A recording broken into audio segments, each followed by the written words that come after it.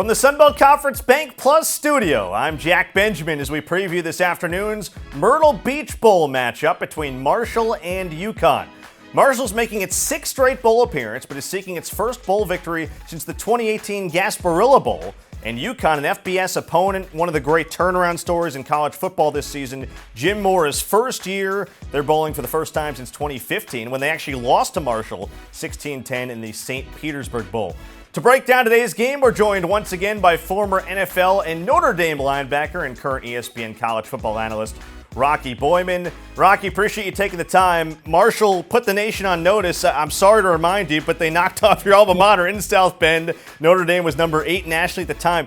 They lost 3 of their next 4, but they're on fire right now. They won 5 of their final 6. They're on a 4-game win streak. What have you seen out of Charles Huff's team that they've kind of picked back up from that win in South Bend and now have all kinds of momentum right now going to this bowl game?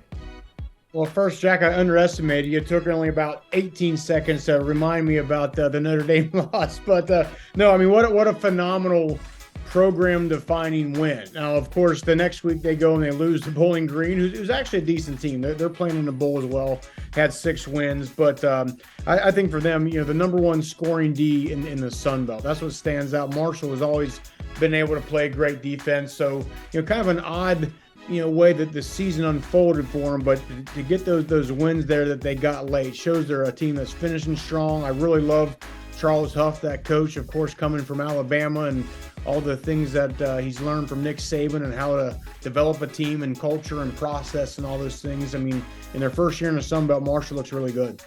Yeah, the over-under was set at about a minute for me bringing up Notre Dame, so I don't know if I quite got there. But you mentioned their scoring defense, how good they've been. They're allowing opponents just over 16 points per game. They're also very solid against the run and the pass. It feels like there's not many holes in what they're doing defensively.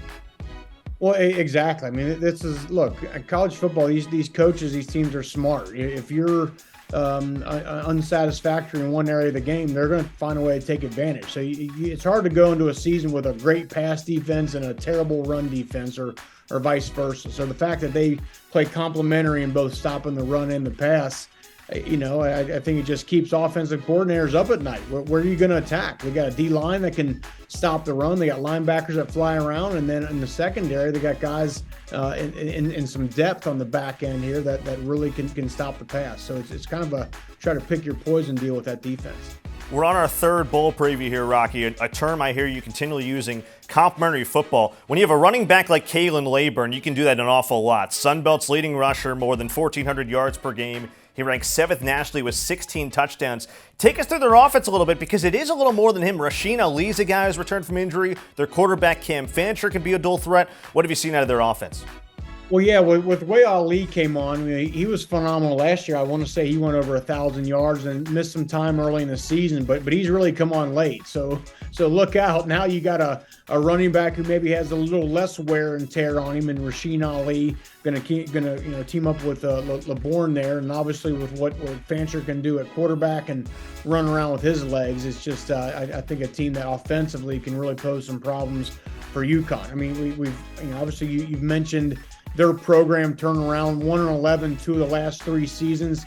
You got to give Jim Mora credit what he's done there. They beat BC, they beat Fresno State, who won the Mountain West, of course. They beat Liberty. So, they're a team that's riding really, really high right now. And one thing to I guess, thwart a team that's riding high is when you get a team that can run the ball down your throat. So we'll see how this one goes. It'll be interesting if rust plays a factor, because UConn hasn't played a game in a month because they're an independent. Well, Rocky, appreciate your time as always. Great insight. All the best. Yeah, thanks, buddy.